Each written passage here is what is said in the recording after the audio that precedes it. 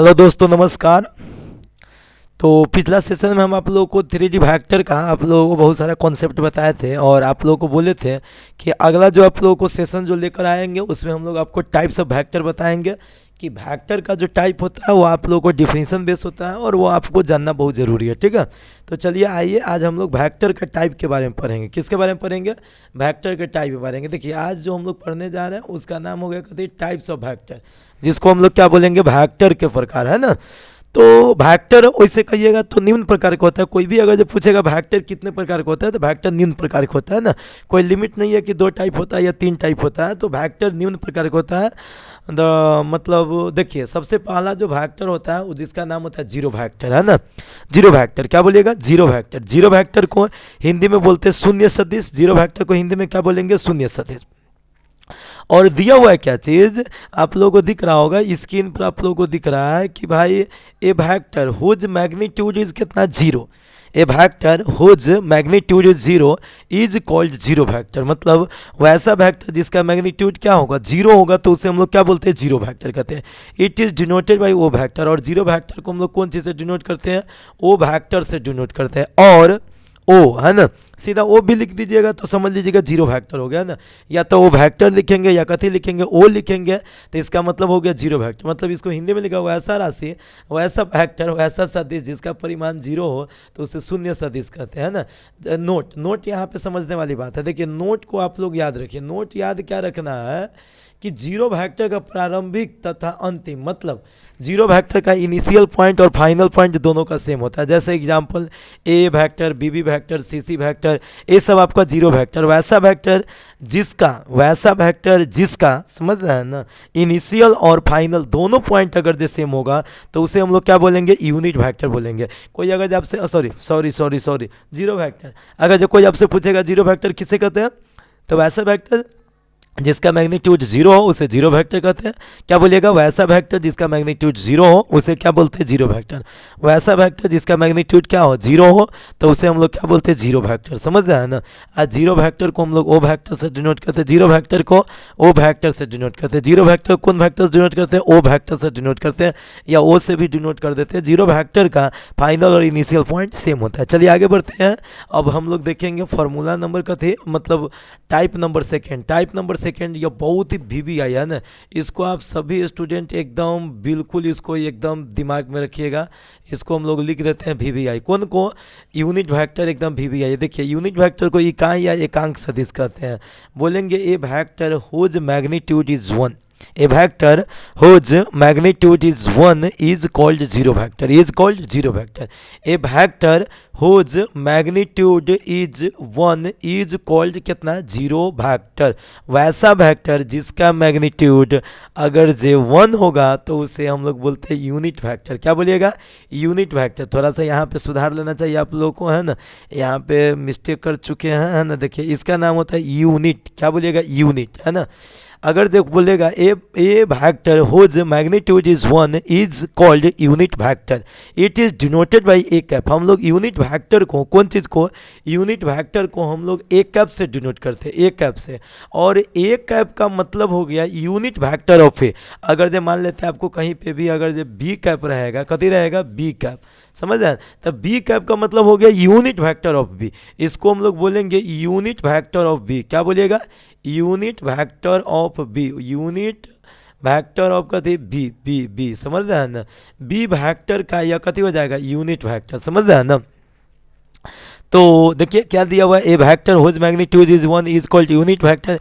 It is denoted by एक वैसा सदिश जिसका परिमाण एक हो तो इसे इकाई या एकांक सदिश कहते हैं। इसे एक कैप द्वारा सूचित किया जाता है। यहाँ तक तो एकदम आपको क्लियर हो गया। देखिए अब यहाँ पे आपको समझना, थोड़ा सा दिमाग लगाइएगा। यहाँ पे आपको समझना चाहिए कि फॉर्मूला यूनिट वेक्टर का कैसे आता है उसको पहले समझ लीजिए। जैसे मान लेते हैं थोड़ा सा देर के लिए आपको यहाँ पे क्या समझना जो समझिए। देखिए जैसे मान लेते हैं,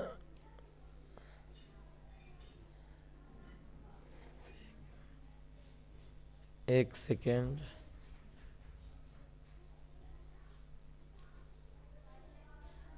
देखिए जैसे मान लेते हैं या कोई वेक्टर हो गया, समझ रहे हैं ना, और इस वेक्टर का जो मैग्नीट्यूड है या वेक्टर का मैग्नीट्यूड है जो मान लेते हैं 8 दे दिया हुआ है, समझ रहे हैं ना, तो भाई इसको यूनिट वेक्टर बनाना है। यूनिट वेक्टर बनाने के लिए इसको हम लोग 8 बराबर भागों में बांटेंगे। कितना बराबर भागों में बांटेंगे? 8 बराबर भागों में बांटेंगे, समझ रहे हैं। इसको हम लोग 8 बराबर भागों में बांटेंगे। देखिए कोई भी वेक्टर दिया हुआ है, इसको यूनिट वेक्टर बनाने के लिए अगर जो कहेगा तो उसको हम लोग जितना मैग्नीट्यूड रहेगा ना उतना से हम लोग डिवाइड कर देंगे, है ना। तो भाई यूनिट वेक्टर का फॉर्मूला होता है ए वेक्टर अब बटा मॉडुलस ऑफ ए वेक्टर। कोई भी पूछेगा यूनिट वेक्टर का फॉर्मूला बताइए तो क्या बोलिएगा? ए वेक्टर बट्टा में कहते हैं मॉडुलस ऑफ ए वेक्टर। क्या बोलिएगा? ए वेक्टर बट्टा में कहते हैं modulus of A vector. Unit vector का फॉर्मूला बोलेगा तो vector by modulus of vector. जैसे ए का बराबर था ए वेक्टर बटा मॉडुलस ऑफ ए वेक्टर। अगर इसी में आपसे कोई पूछ देगा बी का बराबर, कभी बराबर बी का बराबर, तो बी का बराबर बोल सकते हैं आप बी वेक्टर बटा में कहते हैं मॉडुलस ऑफ बी वेक्टर। क्या बोलिएगा? मॉडुलस ऑफ कहते हैं बी वेक्टर, समझ रहे हैं ना। और अगर जो इसी तरह से अगर जो आपसे कोई पूछेगा सी कैप, तो सी का बराबर क्या बोलिएगा? C vector. क्या हो जाएगा? सी वेक्टर बटा में कहते हैं मॉडुलस ऑफ सी वेक्टर। क्या हो जाएगा? मॉडुलस ऑफ कहते हैं सी वेक्टर, समझ रहे हैं ना। सी का बराबर हो जाएगा सी वेक्टर बटा में कहते हो जाएगा मॉडुलस ऑफ सी वेक्टर। तो देखिए एक हो गया ए कैप, एक हो गया बी कैप, एक कहती हो गया सी कैप। तो ए कैप बराबर ए वेक्टर बटा modulus of A vector, B cap बराबर बी वेक्टर बटा मॉडुलस ऑफ बी वेक्टर, समझ रहे हैं ना। तो यूनिट वेक्टर को देखिए हम लोग सीधा सिंपल भाषा में यहाँ पे दिमाग रखिएगा। जैसे आप लोगों को सबसे पहला दिया हुआ है कि मान लेते हैं कोई एग्जांपल हम लोग ले लेते हैं कि ये vector equal to 2i cap plus में 3j कैप प्लस में 4k कैप, है ना। तो 1 मिनट आप सब आदमी मॉडुलस निकालना सीख लीजिए। और मॉडुलस निकालना नहीं सीखिएगा तो देखिए मॉडुलस निकालने का भी आपको फार्मूला आपको आएगा। और मॉडुलस कैसे निकालते हैं जो आप लोगों को बता दिया गया होगा। मॉडुलस के लिए आप लोगों को अभी नहीं बताया गया था, चलिए मॉडुलस के लिए हम आपको समझा देते हैं और इसके बाद आपको हम बताते हैं। देखिए मॉडुलस कैसे निकालते हैं, कोई भी वेक्टर का अगर जो मॉडुलस निकालना रहेगा तो थोड़ा सा यहाँ पे आप समझ लीजिए, इसके बाद हम फिर आपको आगे चर्चा करते हैं। देखिए कोई भी वेक्टर का अगर जो मॉडुलस निकालना हो, जैसे मान लेते हैं यहाँ पे ये वेक्टर इक्वल टू यहाँ पे दिया हुआ है, समझ रहे हैं ना। और इसका मॉडुलस निकालना रहता है ना तो आई वाला के स्क्वायर कर देते हैं, जे वाला के स्क्वायर कर देते हैं, के वाला के स्क्वायर, तो इसके मॉडुलस कहते हैं। जैसे 2 के स्क्वायर प्लस 3 के स्क्वायर प्लस 4 के स्क्वायर, तो रूट अंडर 29 इसका मॉडुलस आ गया। एक आपका फॉर्मूला होता है इतना बाई इतना, इसको सबको अलग अलग कर दीजिएगा तो यह आपका क्या हो गया? यूनिट वेक्टर हो गया, ठीक है। यहाँ पे एक आपको नोट समझना, देखिए कि कोई वेक्टर आपको दिया रहेगा, उस वेक्टर के डायरेक्शन में अगर जो कोई वेक्टर निकालना रहता है जिसका मैग्नीट्यूड 4 या 5 या कुछ भी दिया रहेगा तो उसके लिए क्या करते हैं? यहाँ पे दिया हुआ है यदि किसी वेक्टर के दिशा में, यहाँ पे आप वेक्टर के दिशा में याद रखिएगा, यहाँ पे जो छूट गया एक याद रखना है आपको, यदि किसी वेक्टर के दिशा में, क्या बोलिएगा? यदि कोई वेक्टर के दिशा में कोई दूसरा वेक्टर निकालना हो तो पहले उसका यूनिट वेक्टर निकाले तथा जितना मैग्नीट्यूड कहता है उससे हम लोग क्या कर देंगे? गुना कर देंगे, ठीक है। जैसे एग्जांपल दिया हुआ है कहते find A vector in the direction of the vector इतना हुज मैग्नीट्यूड इज कितना? 7। मतलब हमको इस वेक्टर के डायरेक्शन में, इस वेक्टर के डायरेक्शन में एक ऐसा वेक्टर निकालना है जिसका मैग्नीट्यूड कितना हो? 7 हो। तो कुछ नहीं करना है, आपको समझाते हैं, जैसे समझते चलिएगा। देखिए सबसे पहले जो वेक्टर दिया हुआ था उस वेक्टर का आप यूनिट वेक्टर निकालिएगा। तो यूनिट वेक्टर निकालने के लिए पहले मॉडुलस निकालना पड़ता है। तो यहाँ पे दिया हुआ I cap plus 2j cap plus 3k cap, तो पहले 1 के स्क्वायर प्लस 2 के स्क्वायर प्लस 3 के स्क्वायर रूट अंडर 14 आ गया। इसके बाद यूनिट वेक्टर, तो यूनिट वेक्टर निकाल दिए, इतना आ गया। अब now a vector in the direction of the A vector whose magnitude is 7, तो भाई यह एक कैप हो गया, तो इसमें 7 से गुना कर दिया, अर्थात यही आपका क्या हो गया? आंसर 7 से गुना कर दिया जाता है, समझ रहे हैं ना। तो इसी को हम लोग बोलते हैं कि भाई यूनिट वेक्टर, इसके डायरेक्शन निकालना रहेगा तो ऐसे निकाल सकते हैं। अब चलिए अब आगे बढ़िएगा। अगला जो आप लोग का जो वेक्टर है, जो देखिए अगला जो वेक्टर है आप लोग को दिया हुआ है, उस वेक्टर के बारे में आप लोग समझिए। अगला जो वेक्टर है ये बहुत ही सिंपल है, देखिए समझिएगा। इसका नाम है को इनिशियल। क्या नाम है? को इनिशियल। को इनिशियल को हम लोग बोलते हैं श आदिम सदिश। देखिए इसका नाम है को कथी है? को मीन्स होता है समान, को मीन्स कथी होता है? समान, सेम। इनिशियल मतलब प्रारंभिक, जिसका प्रारंभिक बिंदु कथी हो? समान हो, जिसका प्रारंभिक बिंदु कथी हो? समान हो, उसे हम लोग कथी कहते हैं? को इनिशियल वेक्टर। जिसका प्रारंभिक बिंदु कथी हो? समान हो, जिसका प्रारंभिक बिंदु कथी हो समान हो तो उसे हम लोग कथी कहते हैं को इनिशियल वेक्टर। क्या बोलेंगे उसे को इनिशियल वेक्टर। समझ रहे हैं ना। अब देखिए समझिएगा, को इनिशियल वेक्टर के बारे में आपको समझाए हैं, समझ रहे हैं। लेकिन अगर जो नहीं समझ में आ रहा है तो चलिए हम आपको बताते हैं, थोड़ा सा ढंग से समझिएगा।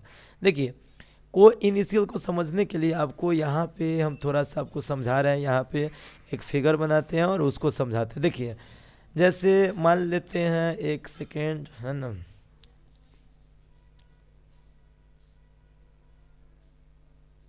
जैसे देख लीजिए यहाँ पे एक पॉइंट या सॉरी यहाँ पे एक पॉइंट हो गया आपको ओ, और यहाँ पे हो गया एक ए। अच्छा तो यहाँ से आपको बनेगा एक ओ ए वेक्टर। क्या बनेगा ओ ए वेक्टर। समझ रहे हैं ना ओ ए वेक्टर। अच्छा मान लेते फिर एक और हम लोग वेक्टर ले रहे हैं। अच्छा एक और वेक्टर ले रहे हैं तो यहाँ पे इसको हम लोग ले रहे हैं ओ बी वेक्टर। क्या ले रहे हैं ओ बी वेक्टर। तो एक ओ ए वेक्टर हो गया और एक कथी हो गया ओ बी वेक्टर हो गया, और दोनों का डायरेक्शन जो हो उसे हमको लेना देना नहीं है। तो ओ ए वेक्टर और ओ बी वेक्टर का इनिशियल पॉइंट सेम है, इसका भी इनिशियल पॉइंट वो है, इसका भी इनिशियल पॉइंट वो है, तो इसे हम लोग बोलेंगे को इनिशियल वेक्टर। कहने का मतलब वैसा सभी वेक्टर, क्या बोलिएगा वैसा सभी वेक्टर जिसका इनिशियल पॉइंट सेम हो तो उसे बोलेंगे को इनिशियल वेक्टर। क्या बोलेंगे उसे हम लोग क्या बोलेंगे को इनिशियल वेक्टर। तो यहीं पे लिखा हुआ है, देख लीजिए लिखा हुआ है आपको कहते हैं टू और मोर देन टू पॉइंट्स। क्या लिखा हुआ है टू और more than two vectors, two और more than two vectors whose initial point are क्या same, whose initial point are same is called coinitial vector. दो या दो से अधिक वैसा सदिश जिसका प्रारंभिक बिंदु कथी हो समान हो तो उसे कोई इनिशियल वेक्टर कहते हैं। चलिए अब मेन यहाँ पे ये भी बहुत इंपॉर्टेंट है, इसको भी आपको याद रखना पड़ेगा। पैरेलल और कोलिनियर वेक्टर्स, पैरेलल और कथी कोलिनियर वेक्टर्स। तो देखिए टू और more than two vectors which is parallel to a support, which is parallel to एक कथी सपोर्ट। याद रखिएगा which is parallel to a support. कहने का मतलब दो या दो से अधिक वैसा वेक्टर। क्या बोलिएगा दो या दो से सॉरी दो या दो से अधिक वैसा वेक्टर जो एक सपोर्ट के पैरेलल हो। जैसे मान लेते हैं एगो ए वेक्टर हो गया, एगो ए वेक्टर हो गया, हम ए भी वेक्टर मान लेते हैं, ए भी वेक्टर, और यह एक सपोर्ट के पैरेलल होगा। समझ रहे हैं ना। तो यह दोनों कहलाएगा पैरेलल वेक्टर। क्या कहलाएगा पैरेलल वेक्टर। तो सीधा बोलिएगा, या ऐसे भी बोल सकते हैं जो एक दूसरे के पैरेलल वेक्टर हो उसे हम लोग कभी बोलते हैं पैरेलल वेक्टर। तो पैरेलल वेक्टर का कोई ज़रूरी नहीं है कि भाई इसका डायरेक्शन सेम होगा, डायरेक्शन ऑपोजिट भी हो सकता है। एक वेक्टर ऐसे होगा, एक वेक्टर ऐसे होगा, कोई ज़रूरी नहीं है इसका मैग्नीट्यूड सेम होगा, मैग्नीट्यूड अलग अलग भी हो सकता है। तो कोई आपसे पूछेगा दो पैरेलल वेक्टर का मैग्नीट्यूड सेम होता है, नहीं हो भी सकता है या नहीं वो भी हो सकता है। दो पैरेलल वेक्टर का डायरेक्शन सेम होता है, नहीं हो भी सकता है या नहीं भी हो सकता है ना। तो पैरेलल वेक्टर को ही हम लोग कोलिनियर वेक्टर कहते हैं। क्या बोलते हैं कोलिनियर वेक्टर। ठीक है। तो देखिए यहाँ पे दिया हुआ है टाइप्स ऑफ पैरेलल और कोलिनियर, मतलब पैरेलल वेक्टर का टाइप होता है। तो एक होता है लाइक वेक्टर, वैसा दो पैरेलल वेक्टर। कोई पूछेगा कि भाई लाइक वेक्टर किसे कहते हैं, तो वैसा दो पैरेलल वेक्टर जिसका डायरेक्शन क्या हो सेम हो तो उसे हम लोग बोलते हैं लाइक वेक्टर। और लाइक वेक्टर के बीच का एंगल 0 डिग्री होता है। लाइक वेक्टर के बीच का एंगल क्या होता है 0 डिग्री होता है। ठीक है। अब देखिए एगो अनलाइक वेक्टर, तो वैसा दो पैरेलल वेक्टर जिसका डायरेक्शन सेम नहीं हो, जिसका डायरेक्शन सेम नहीं हो उसे हम लोग क्या बोलते हैं अनलाइक वेक्टर, उसे हम लोग क्या बोलते हैं अनलाइक वेक्टर। देख रहे हैं टू और more than two vectors whose direction are not same is called unlike vector. Sorry यहाँ पे भी मिस्टेक हो चुका है, इसे हम लोग बोलेंगे अनलाइक वेक्टर। क्या बोलिएगा अनलाइक वेक्टर। समझ रहे हैं ना। दो या दो से अधिक वैसा वेक्टर, दो या दो से अधिक वैसा सदिश। देखिए यहाँ पे दिया हुआ है दो या दो से अधिक वैसा सदिश जिसका दिशा समान न हो तो उसे असमदिश सदिश कहते हैं, उसे अनलाइक वेक्टर कहते हैं। यहाँ पे नोट समझ लीजिए, the angle between two like vector is 0 degree. मतलब दो लाइक वेक्टर के बीच का एंगल क्या होता है 0 degree. The angle between two unlike vector is 180 degree. मतलब दो अनलाइक वेक्टर के बीच का एंगल कितना होता है 180 डिग्री होता है। दो असमदिश सदिश के बीच का कोण कितना होता है 180 डिग्री।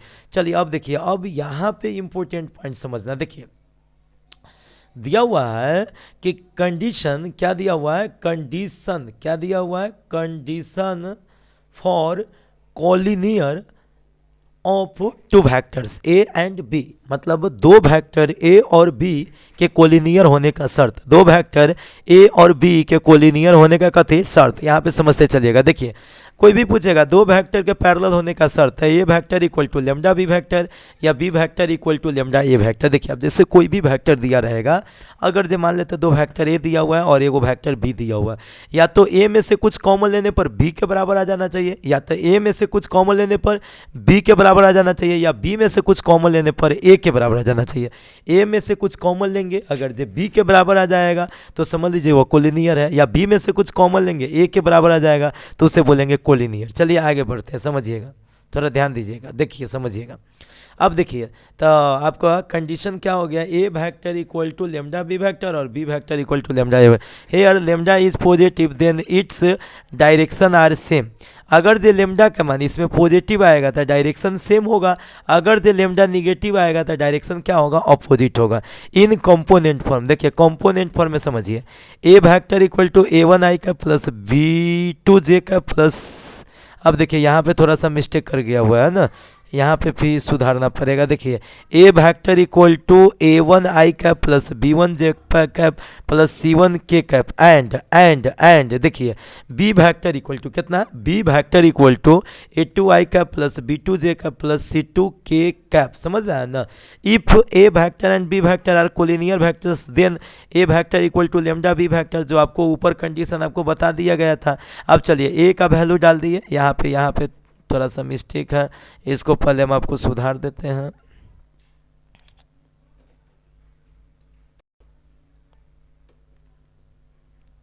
हाँ तो देखिए यहाँ पे क्या है कि सबसे पहले हम लोग क्या बोले हैं कि ये vector equal to lambda B vector है, तो a1i का प्लस b1j का प्लस c1k का लेमडा a2i का प्लस b2j का प्लस c2k का। समझ रहा है ना, इतना बराबर इतना हो गया, लेमडा से अब गुना कर दीजिएगा तो लेमडा a2i का लेमडा b2j का लेमडा c2k का बाई इक्वालिटी करेंगे, तुलना करेंगे तो a1i का वैल्यू लेमडा a2i आ जाएगा, i से i कति हो जाएगा, कैंसिल हो जाएगा, तो a1 बराबर लेमडा a2 और a2 को इधर ले आइएगा तो a1/a2 बराबर में क्या हो जाएगा लेमडा, a1/a2 बराबर क्या हो जाएगा लेमडा ना, a1/a2 बराबर लेमडा। एक इक्वेशन मान लेते हैं फर्स्ट, और इसी तरह से सेम टू सेम इसी तरह से, समझ रहा है ना, सेम टू सेम इसी तरह से लिखा है सिमिलरली b1/b2 बराबर लेमडा हो जाएगा, c1/c2 बराबर लेमडा। देखिए यहाँ पे यह इक्वेशन फर्स्ट है, यह इक्वेशन सेकेंड है, यह इक्वेशन थर्ड है, और इस तीनों इक्वेशन का RHS बराबर है, तो इसका मतलब LHS भी कति होगा, बराबर होगा। तो a1/a2 बराबर b1/b2 बराबर c1/c2, ये भी कोलिनियर होने का आपका शर्त हो गया। अर्थात कोई पूछेगा दो वेक्टर कोलिनियर होने का शर्त बताओ, तो यह होता है कंपोनेंट फॉर्म में, यह किस में होता है, कंपोनेंट फॉर्म में, और बोल दीजिएगा a1/a2 b1/b2 और c1/c2। क्या बोल दीजिएगा, a1/a2 b1/b2 और c1/c2 बराबर में कति हो जाएगा लेमडा, है ना। या इसी को एक और नाम होता है जिसका नाम होता है इक्वल वेक्टर। क्या होता है, इक्वल वेक्टर, है ना, इसको हम लोग बोलते हैं समान सदिश।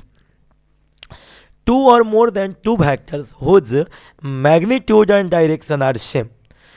Two or more than two vectors whose magnitude are same is called equal vector. दो या दो से अधिक वैसा सदिश जिसका परिमाण और दिशा दोनों समान हो तो उसे हम लोग समान सदिश कर। देखिए अगर जो मान लेते हैं दो वेक्टर होगा, एक वेक्टर थोड़ा सा मिस्टेक है, देखिए अगर जो मान लेते हैं थोड़ा सा देर के लिए एगो वेक्टर ए हो गया, एगो और वेक्टर है जो वेक्टर कति हो गया बी हो गया। समझ रहा है ना, ए वेक्टर ए हो गया, ए वेक्टर कति हो गया बी हो गया, और इस दोनों का मैग्नीट्यूड भी सम होगा। जितना जैसे मान लेते हैं इसका मैग्नीट्यूड अगर जो मान लेते हैं 4 है ना, तो इसका भी मैग्नीट्यूड 4 है, आप प्लस में दोनों का इसका भी मैग्नीट्यूड कति है 4 है, और दोनों का डायरेक्शन भी सेम है, तो इसे क्या बोलिएगा, इक्वल वेक्टर। इसे क्या बोलिएगा, इक्वल वेक्टर। समझ रहे हैं ना। तो भाई इक्वल वेक्टर किसे कहेंगे, वैसा दो वेक्टर जिसका मैग्नीट्यूड और डायरेक्शन दोनों सेम हो तो उसे हम लोग इक्वल वेक्टर कहेंगे। चलिए अब जानते हैं निगेटिव वेक्टर। क्या जानते हैं, निगेटिव वेक्टर। निगेटिव वेक्टर को हम लोग बोलते हैं ऋणात्मक सदिश। क्या बोलते हैं, निगेटिव वेक्टर को, निगेटिव वेक्टर को हम लोग बोलते हैं ऋणात्मक सदिश। देखिए ऋणात्मक सदिश किसे कहते हैं जो समझिए। देखिए वैसा दो सदिश जिसका मैग्नीट्यूड तो सेम हो बट डायरेक्शन क्या हो, अपोजिट हो। जैसे वैसा दो वेक्टर जिसका मैग्नीट्यूड सेम हो, जैसे मान लेते हैं ये वेक्टर हो गया और इसका मैग्नीट्यूड हम ऐसे दे देते हैं। और एक और वेक्टर है, जैसे मान लेते हैं एगो और ई वेक्टर हो गया है ना। अब जैसे मान लेते हैं ये दोनों वेक्टर जो है ना, इसका मैग्नीट्यूड सेम है, इसका भी मैग्नीट्यूड मान लेते हैं 7 है और इसका भी मैग्नीट्यूड मान लेते हैं कति है 7 है, लेकिन इसका डायरेक्शन इधर है तो इसका डायरेक्शन मान लेते हैं इधर है ना। तो यह दोनों वेक्टर एक दूसरे का निगेटिव वेक्टर कहलाएगा, यह दोनों वेक्टर एक दूसरे को क्या कहलाएगा, निगेटिव वेक्टर। और यहाँ पे आपको एक समझना एक बात का ज़रूरी है, जैसे एगो ए बी वेक्टर है और इस वेक्टर को जैसे ही हम लोग डायरेक्शन अगर से चेंज करेंगे तो हम इससे बोलेंगे माइनस बी ए वेक्टर। क्या बोलेगा रे, माइनस बी ए वेक्टर। क्या बोलेगा, माइनस बी ए वेक्टर। क्या बोलेगा, माइनस बी ए। अगर जो कोई वेक्टर ए बी है और एक वो वेक्टर बी ए है तो भाई हम लोग इसमें क्या लगा देंगे, माइनस। कोई भी वेक्टर को आप अगर जो चाहते हैं डायरेक्शन को चेंज करें, जैसे मान ले ए सी वेक्टर है और आप इसको चाहते हैं सी ए वेक्टर लिखना, तो सी ए वेक्टर आप लिख सकते हैं। सी ए वेक्टर, कौन वेक्टर, सी ए वेक्टर। अगर जो आप इसको चाहते हैं सी ए वेक्टर लिखना, कौन वेक्टर, सी ए वेक्टर, तो इसको आप आराम से लिख सकते हैं, लेकिन इसमें क्या लगाना पड़ेगा, माइनस लगाना पड़ेगा। ठीक है, तो हम लोग इसे बोलते हैं नेगेटिव वेक्टर। अब चलिए समझिएगा, थोड़ा सा ध्यान दीजिएगा। अब एगो दूगो टाइप है, अब ये सब उतना कोई ज़रूरी नहीं है, चलिए लेकिन समझ लीजिए, देखिए समझिएगा। अब दो टाइप है, एक होता है लोकलाइज वेक्टर, एक होता है लोकलाइज वेक्टर, एक होता है फ्री वेक्टर। देखिए फ्री वेक्टर क्या होता है, इसको प्लेन में इसको पैरेलल कहीं पे भी शिफ्ट किया जा सकता है, इसको प्लेन में पैरेलली अगर जो कहीं पे भी शिफ्ट किया जा सकता है तो इसे बोलते हैं फ्री वेक्टर।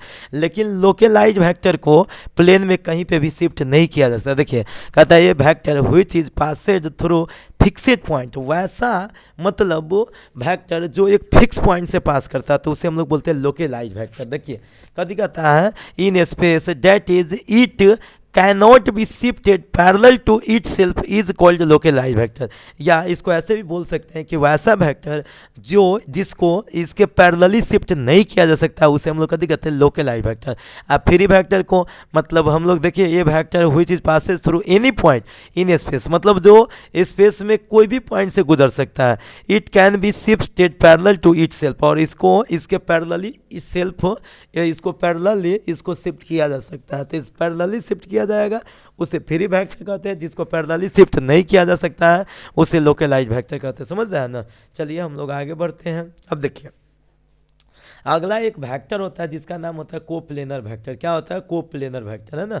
कोप्लेनर वेक्टर देखिए क्या दिया हुआ है, वैसा दो वेक्टर जो एक ही प्लेन में उपस्थित हो, वैसा दो वेक्टर जो एक ही प्लेन में उपस्थित हो तो उसे हम लोग कहेंगे कोप्लेनर वेक्टर। उसे क्या बोलिएगा, कोप्लेनर वेक्टर। अब देखिए और जो एक ही प्लेन में उपस्थित नहीं हो उसे बोलेंगे नॉन कोप्लेनर वेक्टर। जैसे देखिए टू और more than two vectors which lies in same plane is called coplanar vector। दो या दो से अधिक वैसा सदिश जो एक ही तल में पाया जाता है तो उसे सहतलीय सदिश कहते हैं। और असहतलीय देखिए, है ना, टू और more than two vectors which not lies in the same plane is called coplanar vector। दो या दो से अधिक वैसा सदिश जो एक ही तल में पाया नहीं जाता हो, जो एक ही तल में नहीं पाया जाता हो उसे असहतलीय सदिश कहते हैं। तलीय, यहाँ पे मिस्टेक है, थोड़ा सा हम लोग इसको सुधार देते हैं, इसको क्या बोलेंगे, असहतलीय सदिश। ठीक है।